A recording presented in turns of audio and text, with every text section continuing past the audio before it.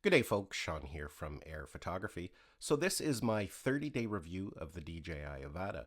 It's been out for about 30 days and I've had a good amount of time to fly it, to test it out, to find out its strengths and its weaknesses. I don't like to rush out these types of reviews. I want to spend a good amount of time getting to know it. Now, I just want to mention that everything I'm going to talk about here is my personal opinion, just my experience after flying this for 30 days. I should also mention that this perspective is coming from someone whose primary passion is GPS camera drones and capturing cinematic content. Somebody who's a hardcore FPV enthusiast is going to have a very different opinion of this drone. After all, it's not really designed for FPV enthusiasts. Of course, some of them do enjoy a flight with it now and then. Primarily, this is designed for people like me. I just want an easy-to-fly FPV drone, an immersive flight with FPV goggles, and something that has all the fail-safes so if I do run into trouble, I don't have to worry about it too much. Now, last year when DJI released the original FPV drone, I actually quite fell in love with it. If you watched any of my reviews on it, I was very pleased with its performance. It was easy to fly even for somebody who didn't have a lot of experience. And of course with it, as with the Avata, its capabilities can grow with your experience. You can start out in normal mode,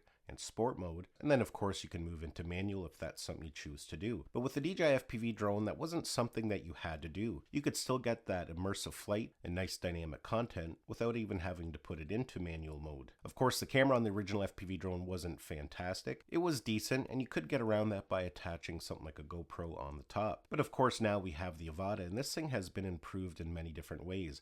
Now, this may not be for everybody. This thing does not fly as fast, and it doesn't have the same type of power as the original DJI FPV. So for some people, this would actually be a downgrade. But for me, this is a huge upgrade, and it has become one of my favorite drones to fly. In fact, I even said to my wife the other day, if I had to choose one drone, if I had to get rid of all my drones, this is the one I would probably keep, and there's a couple of reasons why. And that's a pretty bold statement, especially when you're comparing it to something like the Mavic 3, the Air 2S, the Mini 3. But this thing is very versatile, and I can fly it in many different ways.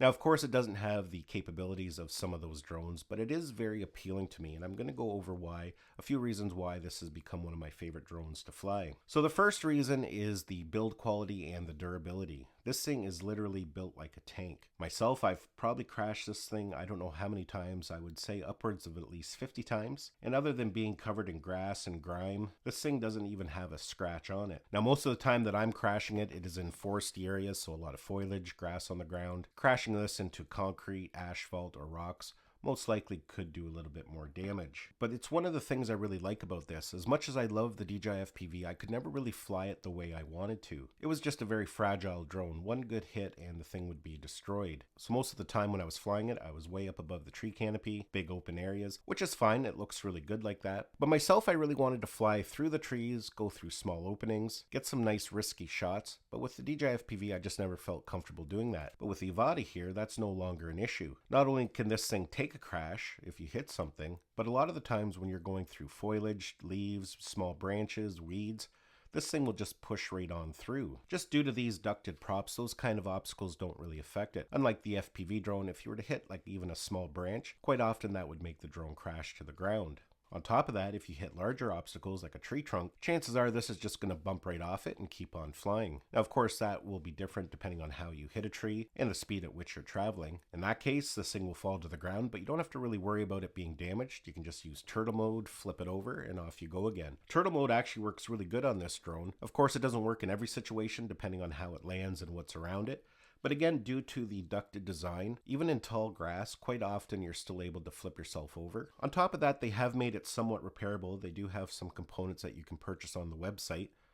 You can buy the whole bottom frame here, and of course the top roll cage here. So that even takes more worry away if you do happen to damage it. Most of the damage is going to happen to the frame or the top. You can easily replace it yourself fairly inexpensively. The only thing they haven't done yet, and I'm actually kind of surprised because they did offer it with the DJI FPV, and that is selling a camera and gimbal unit. With the FPV drone, you could go right on the DJI website and order a replacement. But with the Avata, they haven't added that yet. So I don't know if that is something they're going to add down the road or if it even can be replaced by the user. But that would make the drone a little bit more user repairable and chances of not having to send it in would be a little higher. And the second reason is the camera on the Avata is actually really good. A lot of people compare it to the Mini 3 quality. Of course, it doesn't have as low of an aperture, but the quality coming from it is actually really good. I've been very pleased. you don't have to mount any other type of camera on it. The stabilization is decent. You actually get two different forms of stabilization, and we'll talk a little bit more about that here coming up in a minute. But it is also capable of using the software GyroFlow. The only catch is you do have to film with stabilization turned off. Once you have stabilization enabled, that's no longer an option. So you do have to make that decision before your flight. But generally, overall, I'm very pleased with the quality.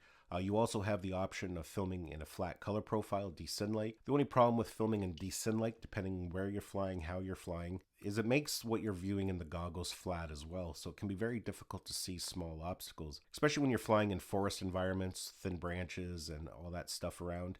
It can be a little bit difficult to see. If you're out in a big open area, flying along a river or mountain or anything like that, then it's a little bit more feasible to film in the desynlight. Now, the third reason I like this is that this drone offers the best of both worlds. And what I mean by that is you can fly it like a traditional FPV drone, get those nice flowing dynamic shots, but if you want more traditional stabilized footage, you can set that in the settings as well. In the settings for stabilization, we have the option to set horizon steady or rock steady. With rock steady, it will keep that flowing look, the horizon tilting from side to side.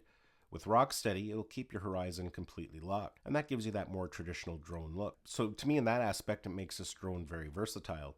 You can get some of those really cool shots flying through little openings, but then of course you can throw it up in the air and get some nice aerial shots as well. The only thing to keep in mind is that this doesn't handle the wind quite as well as what your typical Mavic can. It can make the footage a little bit shaky, but I actually have flown it on some fairly windy days. You just have to learn to adapt to the wind.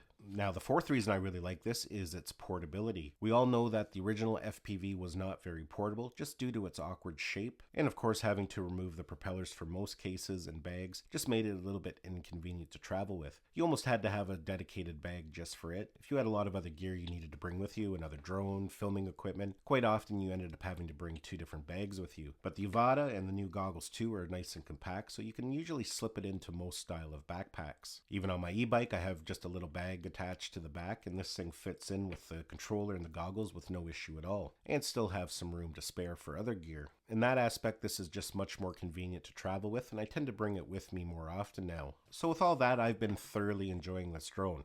Now, of course, nothing is perfect. Everything has some negatives, so we're going to discuss that now. Now, the first two items here aren't really negative. They're more of kind of a neutral issue, but just a couple things I did want to address. First off is battery life. I've had a lot of questions and I've seen a lot of comments about battery life. Now, of course, if you're coming from a Mavic, something like the Mini 3, this has nowhere near that type of battery life. The Mini 3 gets, 47 minutes of flight time, or rated 47 minutes. With this, you're going to be lucky actual flight time to get 12 minutes or less, sometimes a little more depending on your flying style. But really, I haven't found that too much of an issue, especially when you're flying aggressively in the goggles. After about 10 minutes, you need a break anyways. And in reality, when you compare the battery life against other similar drones, FPV drones that are Cinewhoop style, the battery life is actually quite good. I have another Cinewhoop that was one of the first ones I had bought, and I was lucky to get maybe 4 or 5 minutes out of it. So if I can get 10 minutes out of this, 12 minutes, I'm actually pretty happy with that. Now, the second kind of negative thing, which is more of a neutral thing, is the speed of this drone. It was actually something I was a little bit concerned about when we found out that this only flew at half the speed of the original FPV drone. But after flying this drone for the last 30 days, I find this drone plenty fast enough in some situations. When you're flying low to the ground in and around obstacles, that speed is plenty fast enough. In fact, it's a little too fast. Of course, when you're up high above things, a little bit of extra speed would have been nice, but overall, I can't really complain about the speed. Now, some of the negative things about this drone have kind of popped up. The first is sometimes when you crash this drone, and it's happened to me actually a few times, I think 3 or 4 times, for some reason the gimbal will face straight down or straight up, and it kind of locks in that position. And it doesn't matter if I try to use the gimbal wheel or that button there to adjust the gimbal, the camera just stays stuck in that position. And that can definitely be a problem, because if you crash your drone or you bump into something, because I've actually had it when I've just bumped into an obstacle and you're, say, half a kilometer or a kilometer away, you can no longer see where you're going. You're either looking straight down at the ground, which is fine, that makes it a little bit easier, but you can't see if you're about to fly into an obstacle to try and get home. And same when the camera's pointing straight up, you can't see anything. You don't even know which direction you're headed in. Of course, you can use the return to home, but again, it's kind of something I don't like to do, because again, this has no obstacle avoidance, so you don't really know what it's going to be flying into. So that is something that I have had on occasion. All you have to do is restart the drone, and then the gimbal starts to behave normally again. Now, the next problem that some people are having is the battery ejecting upon impact. If you crash the drone, the battery tends to pop out.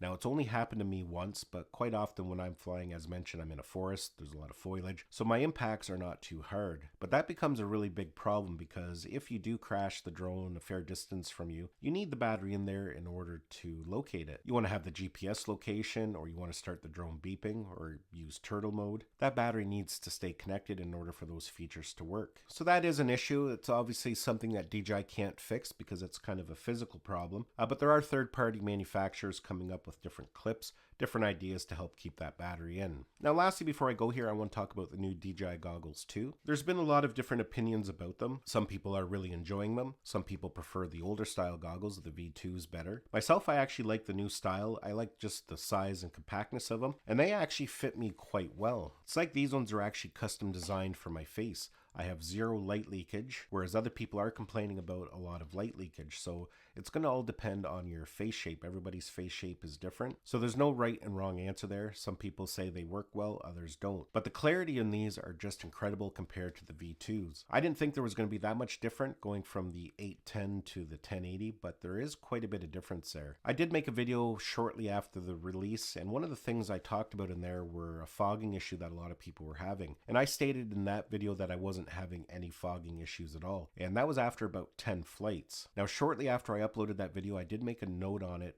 updating some thoughts because I did experience some fogging, but it's really weird with these goggles. It doesn't happen every time. Just once in a while I'll get fogging just on the one side here. It's usually this lens here that fogs up, so I don't know what the reason is behind that. It just happens once in a while, and it doesn't really seem to be temperature related because I flew this when we first got it and it was extremely hot and muggy out and I didn't have any fogging, whereas the other day I was flying early in the morning and it was about 6 degrees Celsius, so it was pretty cool and crisp, but yet I ended up getting some fogging on this lens here. So that is an issue. Unfortunately, I don't think it's something that DJI can fix. It's just probably the way they're built, but that's just something to keep in mind. And lastly, I just want to touch base on the motion controller. I'm not going to get too much into this because this has already been beaten to death, but as we all know, the only option is to get the motion controller with the package. Now, I for one actually enjoy the motion controller. I do fly with it quite a bit. Now, I would say probably 80-90% of the time I'm flying with the controller because that is my preferred method. I find I can have a little bit more precision, especially when flying at high rates of speed. But this is actually a lot of fun, and it's not, to me, just gimmicky. I actually really enjoy flying with it. And I can actually see why DJI did include it in the package, because as a new pilot, if you've never flown a drone before or an FPV drone, this is very intuitive and it does make it quite easy to fly. But like many people, I wish DJI had given us the choice to buy a package with the controller, because that becomes an extra expense. If you don't have a controller, you had to buy the package with this, which some people won't use, and then they had to spend another $200 to buy the controller. So it would have been nice if we had that option. So yeah, folks, that's basically been my user experience of the DJI Avata over the last 30 days. I really enjoy it, and I highly recommend it to anybody. Now, if you're coming from something like the DJI FPV, depending on your flying style, this may not be a great upgrade for you, especially if you live on a coastal region with a lot of wind. The DJI FPV can fight wind a little bit better than this guy. You just have a lot more flexibility when it comes to speed and maneuverability in high windy areas. But for others, I think it's a great choice, especially if you don't even own a drone. If you're thinking about buying your first drone and you're wondering whether you should get this, definitely highly recommend it, because like as mentioned, you can fly this like a regular drone, get that kind of stabilized footage, or you can get that immersive flight with the goggles. Now, what I would love to see DJI do is make the Avata compatible with something like the DJI RC or the RC Pro. That way, if you want to fly it like a traditional drone, perhaps you don't have a spotter, you have that option to still get out and fly. Or if you want an immersive flight, you can fly it with the goggles. I think that would be a great idea, and hopefully that is something that DJI will implement down the road. Well, folks, that's basically it for my video. Hopefully you enjoyed it and got some value out of it. Give it a thumbs up if you did. It's always greatly appreciated. Don't forget to subscribe to my channel so you don't miss any of our upcoming videos, and we'll see you in the next one.